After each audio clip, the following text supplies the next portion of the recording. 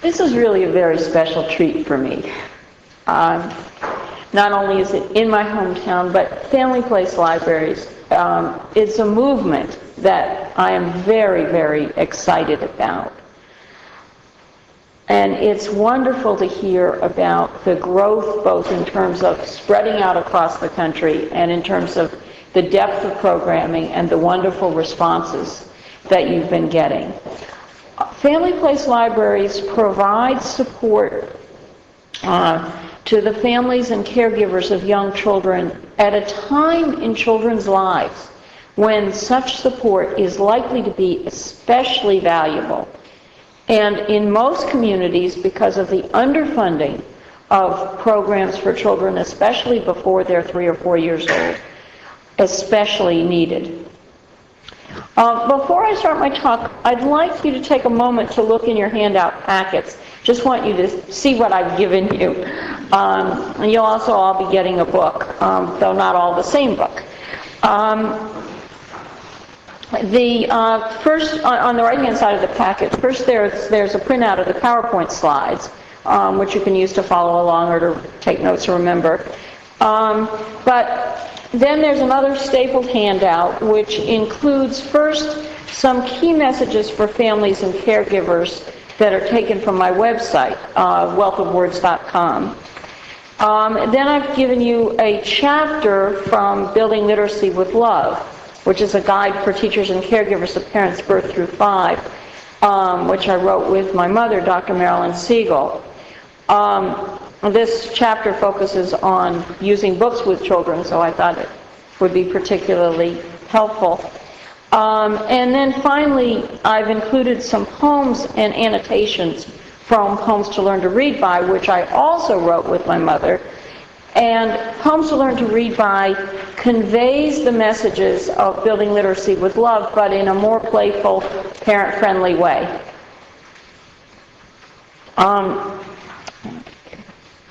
Turn on the slides. Because as librarians, I know you're concerned with promoting literacy and the love of reading. I'm going to focus my talk on how we can build the foundations for these gifts in early childhood. Begin with a poem that I wrote for a young friend of mine when he was 5.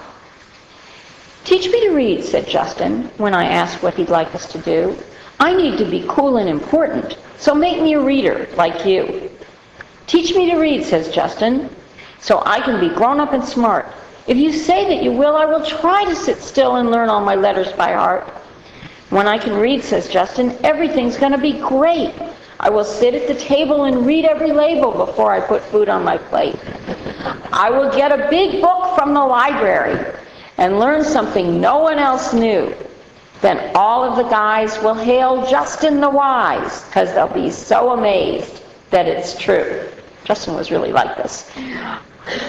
When I want my most favorite story, everyone says, "Not today." I'll go to the shelf and get it myself, and I'll read every page the right way. "I know I can read," says Justin, "if someone will just show me how." "Please don't make me wait. It's almost too late. I need to start reading right now." Justin, at 5, was so eager to learn to read that he begged any willing adult to teach him. He was also quite far along in the process. Growing up in a family that valued reading, Justin naturally wanted to imitate his parents and older brothers. He watched them read newspapers and magazines, reference books and stories, email and greeting cards, product labels and directions. He knew that reading was something that older children and grown-ups did in their work every day, as well as for pleasure. Justin had also had a lot of positive experience with reading. His parents and brothers had been reading to him daily since he was a baby, 15 minutes or more, and he still enjoyed the attention and closeness. He could recognize his favorite books and bring out the ones he wanted to read. He participated in the process by turning pages, asking questions, pointing out pictures and words, sometimes even reading a line or speaking in the voice of a character. He talked with his parents, brothers, teachers, and friends about things he had learned from books, and they helped him find more books to answer his many questions. He was an adept pretender who acted out stories he had heard and enriched his play with facts and vocabulary that he had learned through reading. As his knowledge grew, so did his ability to ask more complicated questions and to understand and appreciate more sophisticated texts. Through play, reading, and conversation, Justin had learned a lot about words. He knew relatively rare words like hail, entertained, amazed, and prove, and could invent a word like favoritist when the word he wanted was not in his vocabulary. He understood intuitively that words could be made up of parts, and that adding or changing a part could change the meaning of a word or how it could be used. He also tuned into the sounds that made up words. He'd had lots of practice with rhyme, alliteration, and other forms of wordplay, and could supply a rhyming word or a word beginning with a particular sound. He understood that words were written with letters, and that letters represented sounds. He could name and write most letters of the alphabet.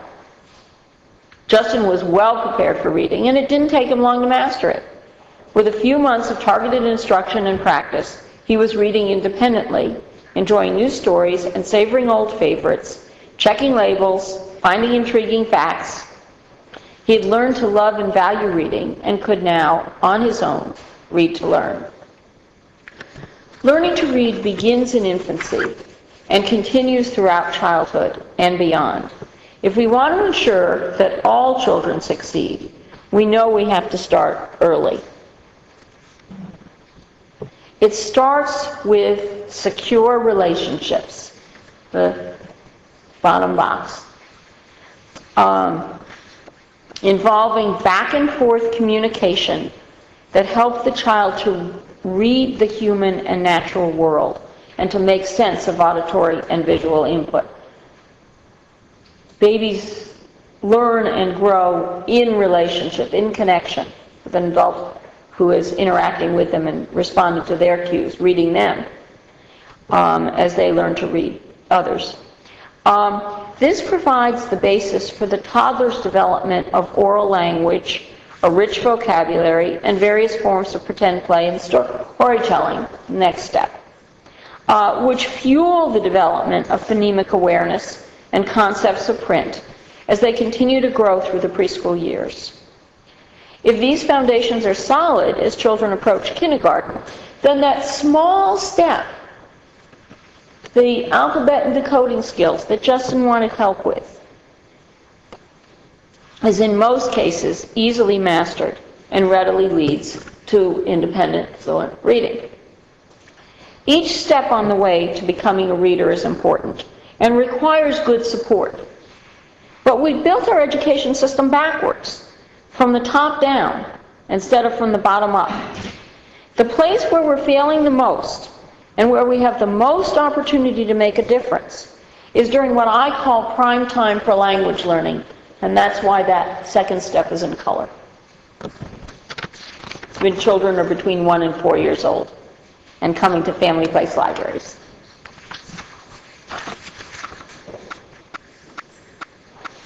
The key to school readiness is language development, fostered in caring relationships through frequent vocabulary-stretching conversations that stimulate and build upon children's natural curiosity. I want to read you a conversation that took place between a mother and her 2.5-year-old son following a visit to the mother's workplace. The boy, Jack, is restless, having waited as patiently as he could while his mother talked with her boss. After I read the dialogue, I'll point out some of the key features of Jack's language use that let us know that he is developmentally on track. But I'd also like you to listen for the ways in which Jack's mother attends to his feelings, employs playful discipline techniques, joins him in pretend play, expands his language and his play with information-rich conversation, and uses questions to help him tell his story. Okay. Jack says, "Go park now?" Jack's mother, "Yes, we can go to the park. Can you get your jacket on?" "No jacket. Park." "It's cold outside today, Jack." This is New England. "You have to wear your jacket if you want to go to the park. No, no cold, no jacket. Go park now. The mother puts on the jacket anyway while Jack squirms. Ooh, where did your hand go? Oh, here it comes. Hi, Jack's hand. Oh no, the other one got lost. There it comes.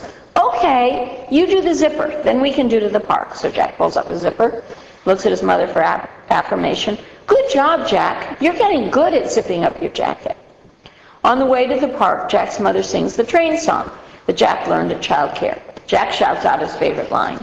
Chug, chug, toot, toot, off they go. As soon as they reach the park, Jack lets go of his mother's hand, runs for the train, and climbs on. And then he looks concerned. Seat all wet? Rain? Yes, it rained last night. The rain made a puddle on the seat. And Jack says, "Stand here. I drive train." "Where are we going, Jack?" "Concord." "Oh, you want to go to Concord? Should we buy some cookies at the bakery?" Jack hands his mom an imaginary cookie. "Here, Tootsie."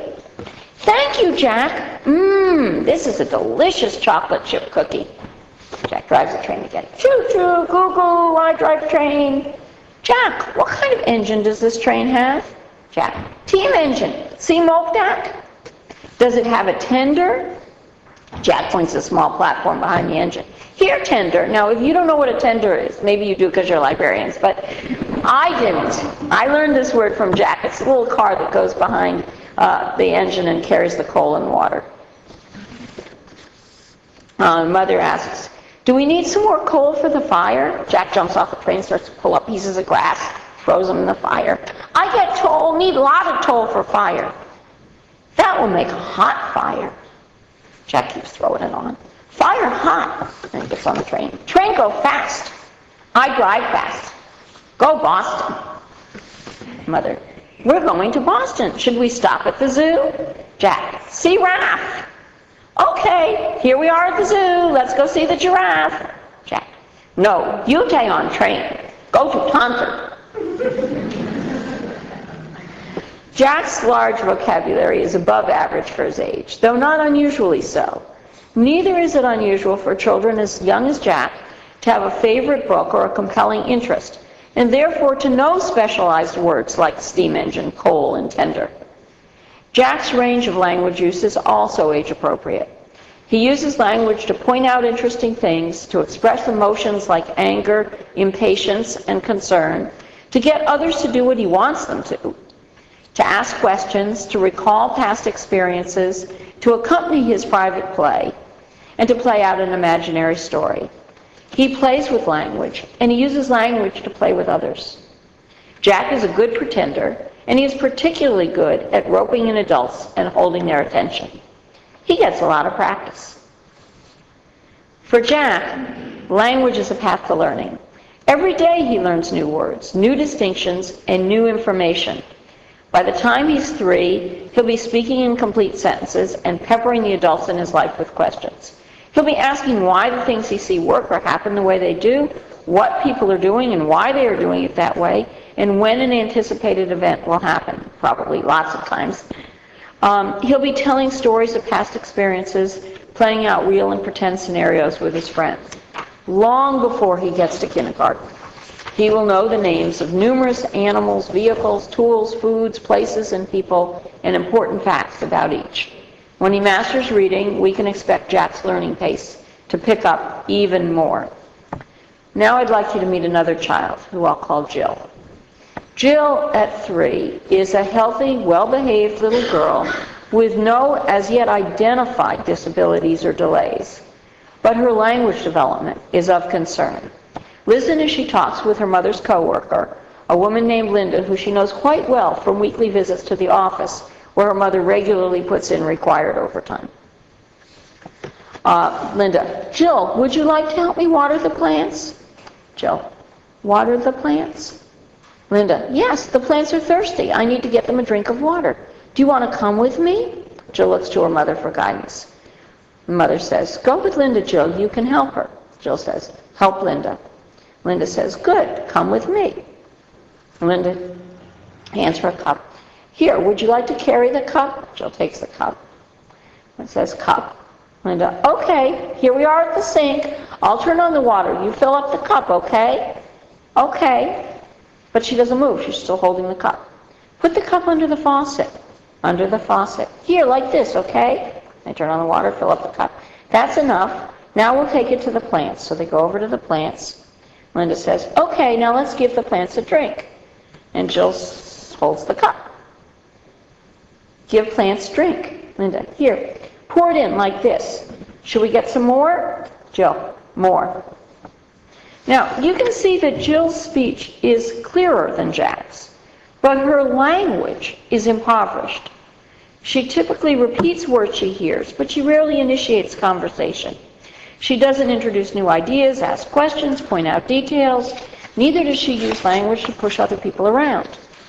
Her vocabulary is limited to everyday words. She seems to lack both imagination and playfulness. And this is true of not just this little excerpt, but in general, true of her conversation. Most disturbing, her receptive vocabulary is limited. She doesn't seem to grasp simple directions or understand basic concepts. Her spoken or expressive vocabulary is below average for her age, although not out of the realm of normal. But her lack of curiosity, her willingness to do as she's told, even if it means doing nothing, her difficulties in comprehending basic conversation, and her limited use of language for her own ends are not appropriate for a child of her age, although, unfortunately, they are all too common. Even in familiar situations where she feels relatively secure, Jill tends to keep quiet. Instead of practicing her communication skills, Jill has learned to shut down. She's only 3, but she's already being left behind. If Jill and Jack continue at their current word-learning paces, Jill will enter kindergarten with less than half the vocabulary that Jack will have. According to Dr. Catherine Snow, who led the National Academy of Sciences team that reviewed the research on reading, the preventing reading difficulties in young children, which you can read online if you don't have it. First graders who know fewer than 5,000 or 6,000 words are very likely to have trouble learning to read. Their early difficulties tend to get compounded when they move from simple texts with short, regularly spelled words to more naturally written narratives. When too many of the words are new, it's hard to get the gist of what you're reading. If Jack and Jill continue to follow the pattern revealed in the research, Jack will be learning new words from context, while Jill will still be struggling to understand the story. By 3rd grade, when both Jill and Jack are likely to be able to read to themselves, Jill will still be reading simple texts, while Jack will be garnering new information and rapidly expanding his vocabulary. His early language advantage will enable him to learn more independently and more quickly, so that his learning curve will be steeper. Jack and Jill could receive the same elementary school curriculum, even in the same classrooms, and we would still expect that the gap in their educational achievement would widen, unless Jill receives intensive intervention. When they take standardized tests in the 4th grade, we won't be surprised to see Jack scoring at the 6th grade level. Jill might be at the 2nd or 3rd grade level, even lower perhaps. But Jill will also enter kindergarten at a disadvantage in the critical social emotional realm. And this too will compound with time. A child like Jack, who's good at using his words to pretend and negotiate, is likely to be chosen as a play partner by his peers. He'll be seen as mature and competent and trustworthy by his teachers as well, because he'll be able to understand and follow directions, talk himself through problems, express his desires verbally without acting out. Jill may be frustrated by her communication difficulties, so she's more likely to be either aggressive or, in her case, probably withdrawn. Her smaller vocabulary and her limited linguistic fluency will make it harder for her to understand and use verbal humor and to keep up with the banter of her classmates. Jill and Jack are 2 very different children, but they don't have to go through life with vastly unequal chances of success. If Jill could receive every day the same sustained adult engagement that Jack gets, she would not be at such a loss for words. To understand what she's missing, let's take a closer look at how Jill and Jack spend their days. Jack's days usually begin with a bang. Somewhere around 6, he wakes up, jumps out of bed, charges into his parents' room, leaps onto the bed. The morning cuddle lasts only a few seconds. Then he wants his parents to get up and play with him. Sometimes the parents are able to pull out a book and buy a few more minutes of rest because they keep a nice big stack by their bed. And of course, you know Jack's favorite is the train book. Dad usually gets Jack dressed and readies the breakfast. This is special time for Dad and Jack. Getting dressed involves a lot of jumping, tossing, and tickling, along with a few tummy kisses.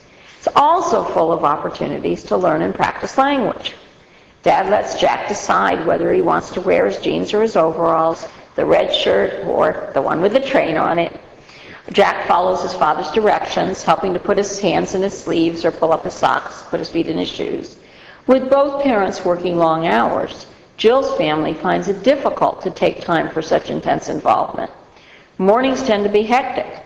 Jill's dad leaves for work at 6, and getting Jill and her baby brother to childcare and then getting herself to work on time is always a challenge for Jill's mom. So for Jill, getting dressed is a process to be accomplished as quickly as possible. It's not a game, not a chance to practice words. When Jill doesn't follow a direction promptly, her mother usually jumps in rather than letting Jill figure it out, because that takes too long. Likewise, Jill's mother's talk during their morning routine tends to have a practical focus. She uses fewer words than Jack's parents do, and she's less likely to engage Jill in the conversation. There are more commands, fewer questions, simpler sentences, and far less silliness. As with Jack, the focus is on things that can be heard, touched, directly experienced. But Jill and her mother focus much less than Jack does when he's with his dad or with his mom on things that go beyond the here and now. What has happened, what will happen, what might happen. A classic study by Betty Hart and Todd Risley followed the language experiences and vocabulary sizes of 42 children in 3 groups. Children whose mothers were on welfare, this was before TANF, children from working families with low to moderate incomes, and children from professional families. The researchers found differences in the size of the children's vocabularies that were statistically significant at 18 months and continued to grow until, by 36 months, the children from the highest income families had vocabularies twice as large as those from the lowest. And see how these lines diverge? They get further and further apart. As documented by the research, the differences in the children's vocabularies, which were manifest so early, persisted through age 10 and resulted in differential school performance. So these lines just kept continuing. As documented by the researchers, the children in the professional group heard substantially more language and more varied language than those in the lower income groups. In fact, the 3-year-olds in the professional families used more different words in everyday conversation. They taped these kids, everything the kid said, everything that was said to the kid for an hour a week across this period from about 10 months to 3. It was a very, very intensive study. Parents, the 3-year-olds who were using more different words in the taped conversation than the parents were on welfare, and of course those parents may have been both very stressed and perhaps also depressed. So we're not surprised at the paucity of vocabulary they're using with their children. But unfortunately the consequences are pretty dire.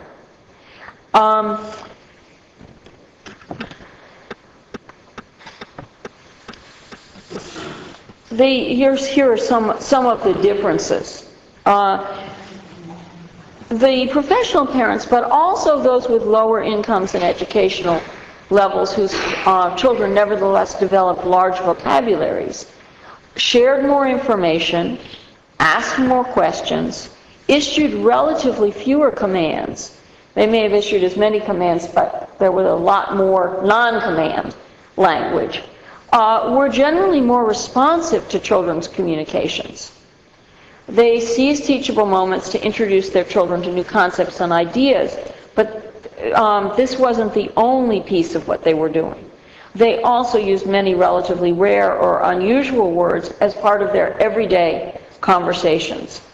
Their children heard a lot more yeses or encouragements and somewhat fewer no's. The parents were more likely to offer the children choices and to engage them in playful conversation, just as Jack's parents did. And of course, when you offer a choice, you're using more complex language and you're making the child respond. While all the parents use similar amounts of business talk, put your hand in your sleeve, it's time to go now, directing routine family activities, those who talked more used more play talk, and that's what made all the difference. It's play talk that matters. And here you see some of the differences in the characteristics, and I won't read them all because I know you're all good readers. I just want to highlight a couple because these come through in the Hart and Risley study as things that make a difference. But many of them also in Catherine Snow's studies, for example, the homeschool study of language, where she followed children from age 2 up to age 5, Head Start children. So these were all low-income children. Again, you see the things that seem to make the most difference had to do with the richer vocabulary, and of course a lot of these other things encourage that richer vocabulary, and also with what she calls decontextualized talk, the focused on past, future, what if, not just on the here and now. In Hart and Risley's study, both in how and how much the parents talk to their children were reflected in the children's vocabularies. And here you see how much the parents are talking. And you see the difference between the children by age 4, the children in professional families would have heard an average of 50 million words, while those in the working class families would have averaged just 30 million. The 6 children whose families were on welfare were likely to have heard only 15 million words. It would take a lot of input during the first few years of schooling to make up for a gap of that magnitude. And of course, just as the children's vocabulary continue to diverge, so do the parents, because those who are talking a lot tend to continue talking a lot. Of course, we know that input alone is not enough. Children also need a chance to practice. As my husband says, you can't learn to play golf by just watching Tiger Woods. You have to swing the club and hit the ball. Same with language. Children don't learn to talk by watching TV. To become, or by eavesdropping on adults' cell phone conversations, though they may learn some choice words and phrases that way. To become good communicators, they need the back and forth engagement of meaningful conversation. Toddlers especially need adults or older children to be their conversation partners. When Hart and Risley began their research in 1982, toddlers were likely to be home with their parents for large chunks of their waking hours. Today, they're likely to be in non-parental child care, often for long hours and in multiple arrangements. They're likely to be getting much of their language input and practice in a group care setting. So let's look at Jack and Jill's group care experience. Both of them spend 3 days a week in paid child care and 2 days with a parent or grandparent. Jack attends an accredited family child care program led by a teacher with a master's degree. He's lucky, this is unusual. When Jack and his mother enter the playroom in the morning, his teacher, Elaine, greets them warmly. Stooping down to Jack's level, she talks directly to him about topics that she knows interest him. She helps Jack choose a toy or activity, then spends a few moments talking to his mother. Similar, I think, to what you do when a child comes into the library. Throughout the day, Elaine engages Jack in conversations and sets up opportunities to talk with her and her assistants and with the other children in the program. The day is about evenly divided among routines, planned activities, and child-initiated play. Planned activities often reflect the child's interests and trigger their curiosity. Taking advantage of the mixed age group, Elaine frequently plans multi-day activities in which children work on a project and the older children help the younger ones. She stays with the theme for a week or more so that the children and their families can participate in planning the activities. This week's theme is space. So for space, one of the families brought in a tent to be the spaceship, and they brought in some extra books to supplement Elaine's library, and Elaine stocks this tent with flashlights and astronaut helmets, and so that the children can play space. And as the theme develops, the children will talk about what they already know, what they want to learn. They'll pore over picture books, listen to fiction and nonfiction stories, brainstorm ideas of what to add to the spaceship to make the play more fun, chronicle their imagined travels and space logs, the older kids trying to write, the younger ones scribbling, drawing, making marks. They'll make scenery together to enhance their journeys. And the family supper will give them a chance to observe the night sky together and, of course, talk about what they're learning. While Jack is rapidly learning new words and concepts, Jill is marking time. She and her brother spend 2 days a week with kindly grandparents who love and nurture them, but see their role as watching the children and leave the teaching to the child care center. TV is on much of the time, and the children rarely go out of the house. They play with toys, they watch and occasionally help with chores, they watch children's videos, cartoons, occasionally adult shows. They eat meals and take naps. Jill's 18-month-old brother is a handful, and his grandparents spend a fair amount of time keeping him from climbing on the furniture, taking things off the shelf, so he's getting a lot of no's. They're careful to keep both children clean, safe, and comfortable. That's what they see their job as. The child care center that she goes to prides itself on its academic focus. But unfortunately, its definition of academic is quite narrow. Program for 3-year-olds provides brief lessons in letter naming, counting, recognizing colors and shapes, topics of interest like space and dinosaurs. And these are often followed by projects, such as cutting out pictures of vegetables, gluing them onto a plate to make breakfast or dinner, healthy food. But these projects extend the lesson, but they don't call for much creativity or conversation. They don't elicit children's questions. A lot of the time, the teachers seem to be herding children, directing the group as a whole rather than building relationships with individuals. The children do get to play and converse freely with each other, but only in designated areas, only at designated times, usually when the teachers are busy doing something else, like cleaning up. Keeps the classroom in control, but it means that the teachers aren't involved in what could be the most linguistically rich parts of children's days. It means that they're not actively facilitating exchanges among children, that they can't help a loner like Jill to enter a group and engage with peers. So they miss the opportunities that Jack's teacher sees to accelerate children's learning. And here you see some of the differences. In Jill's Center, there are lots of books, but there's little dialogic reading, little use of books in ways that the point isn't just to read all the words on the page, the point is to have a conversation with the child and engage the child in thinking about what's in that book and thinking with you about it and using words to express it. There are large group activities, but there's not a lot of small group conversation.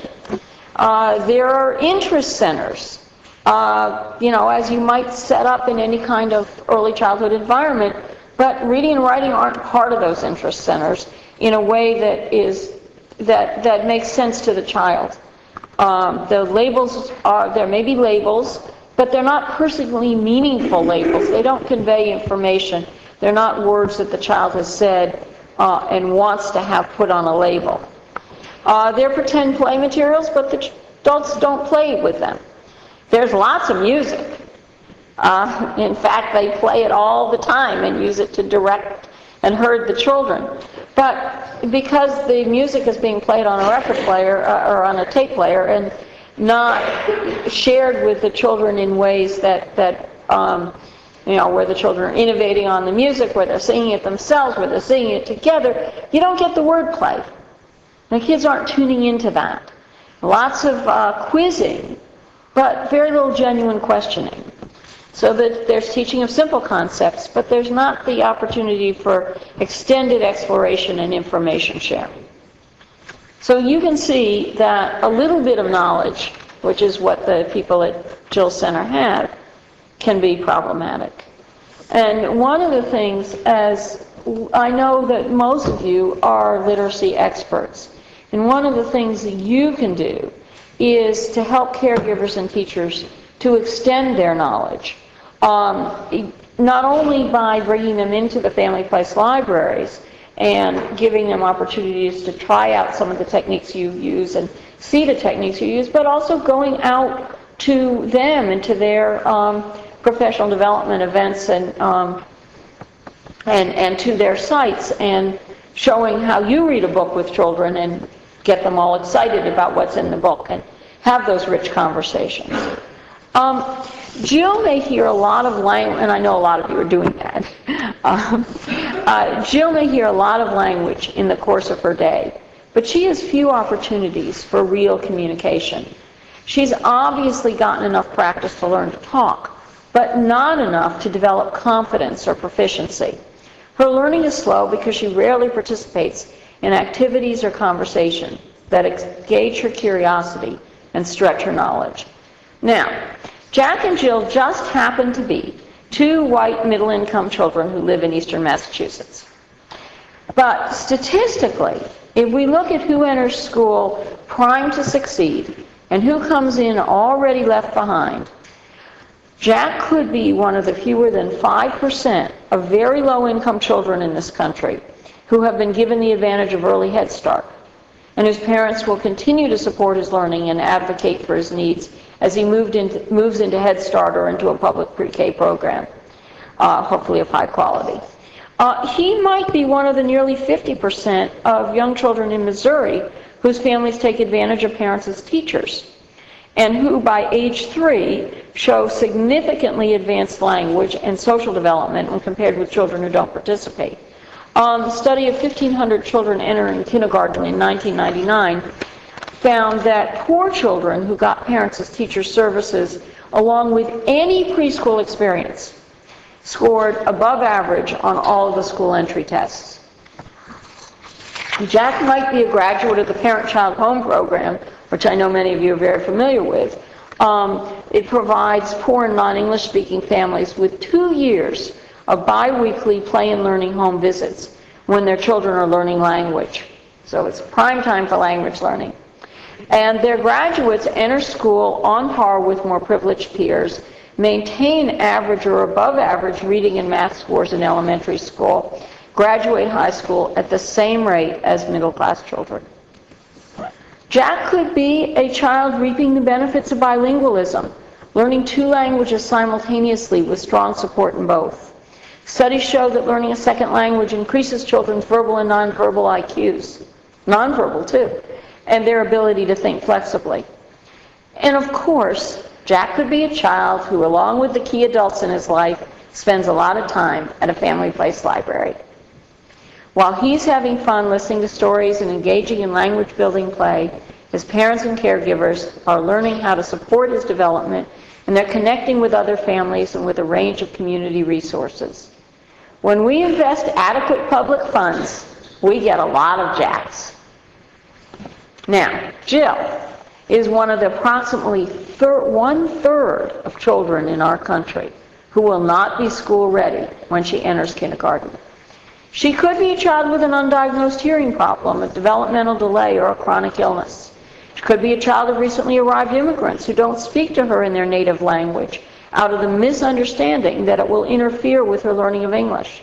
or who keep the TV on for many hours a day, not realizing that this isn't a good way for their young children to learn language.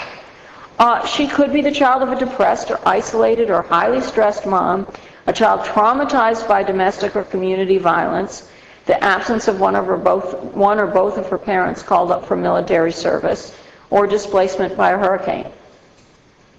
Her brain development could be impeded by exposure to lead or other toxins, by inadequate nutrition, or by lack of stimulating responsive interaction.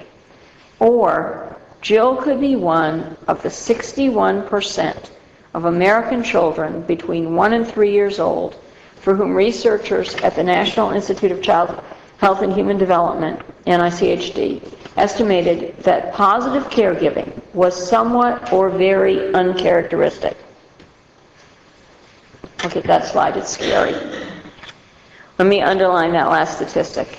It's backed up by a series of studies that have found the quality of infant-toddler care to be good or excellent in only a very small percentage of center-based, family child care, or home-based and relative care settings.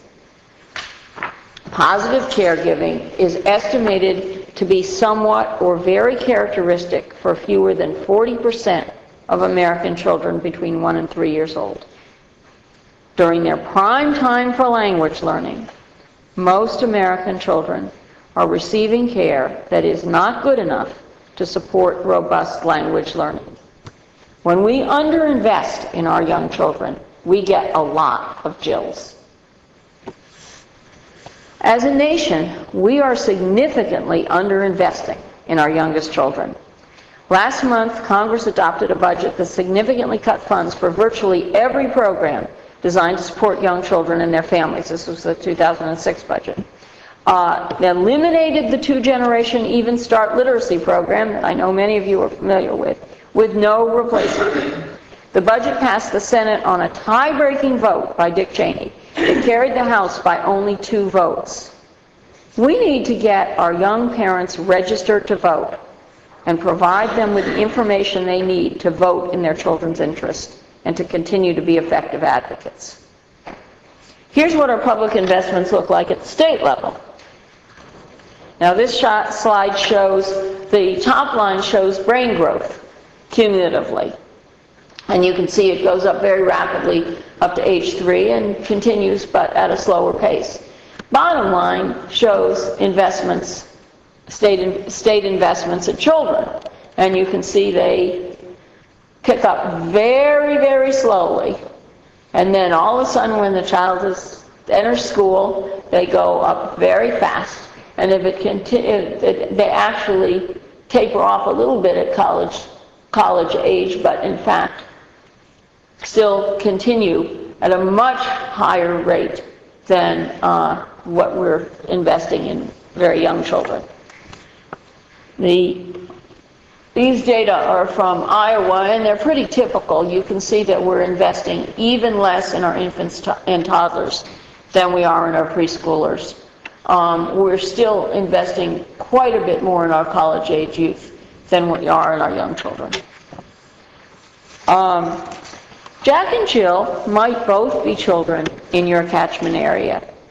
You have the challenge of keeping the fires of Jack's imagination fueled with intriguing new reading material, while at the same time trying to support Jill's parents and caregivers so that they can help her to learn to use her words well enough to participate fully in the pretend play, word play, and authentic conversations that will build her vocabulary and enable her to ask the incessant, interesting questions that will fuel her learning.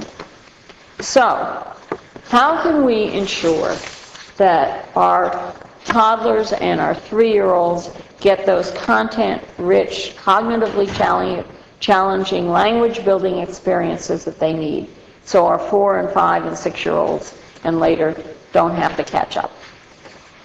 Family Place Library can be a model, a training site, an information source, and a catalyst. You can start by providing a language-rich setting for families and for the child care families that they can replicate in their own homes or centers. So let's look for a minute at a language-rich program for 2-year-olds.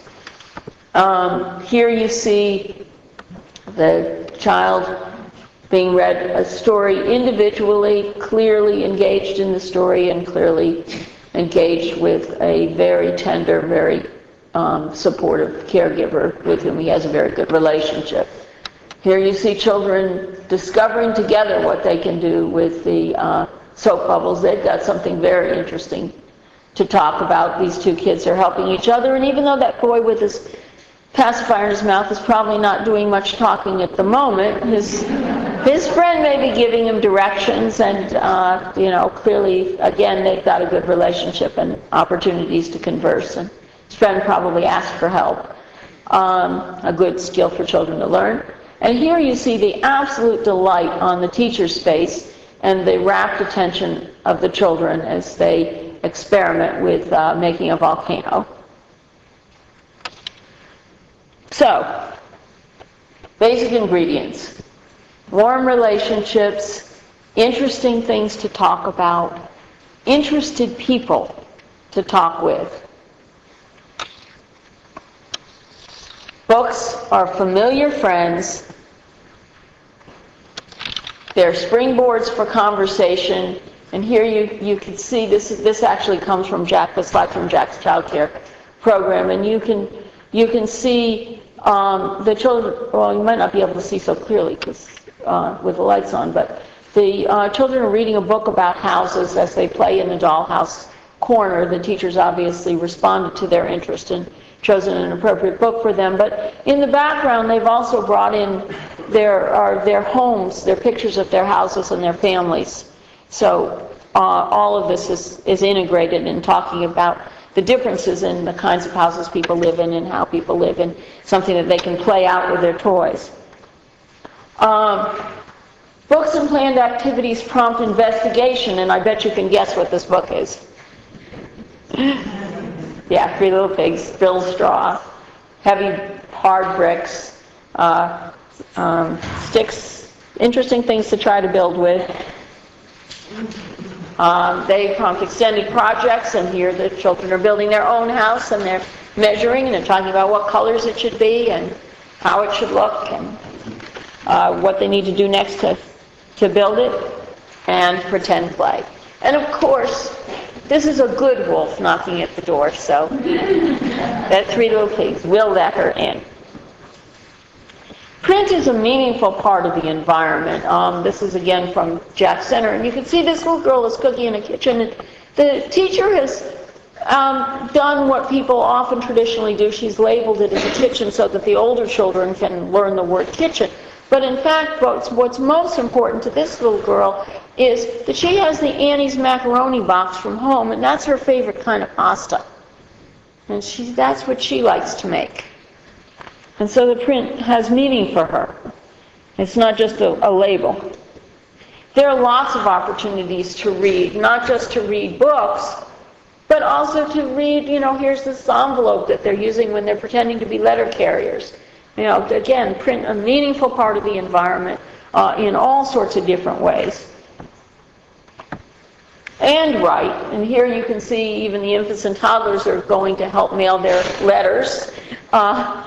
At the real post office, here children are out on a field trip, and they've got these little forms, and they're counting the number of caterpillars they see by coloring them in on the forms, and they've just been reading about the very hungry caterpillar. You see a scribble journal here. And then this little girl she's actually not copying her own name, she's making a name tag for her friend.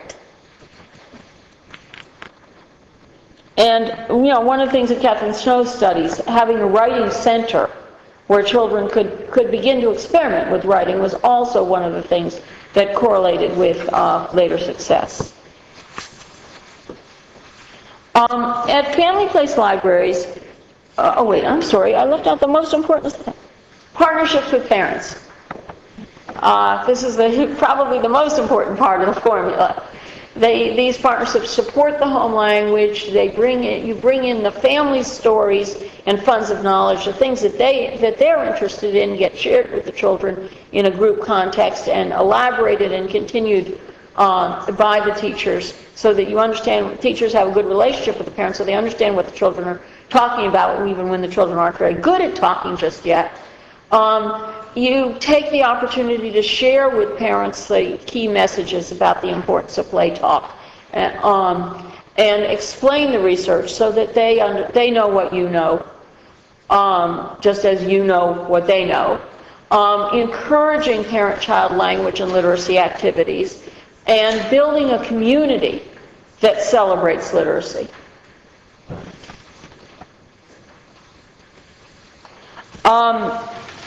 At Family Place Libraries, you collaborate with others in the community to reach out to families, to support caregivers and teachers, to advocate for public investments that ensure that those who care for young children on a daily basis have the necessary training, resources, and supports to succeed, and that they are appropriately compensated for their work.